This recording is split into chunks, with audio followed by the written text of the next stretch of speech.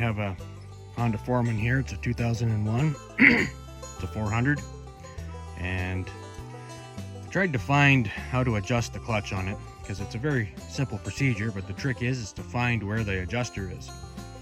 So adjuster is hidden. You see that nut right there?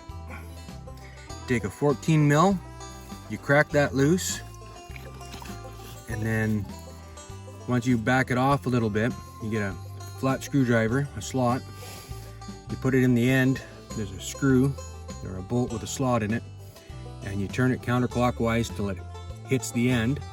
Then you turn it back clockwise a quarter turn and tighten it up, and that should adjust your clutch. It's very simple.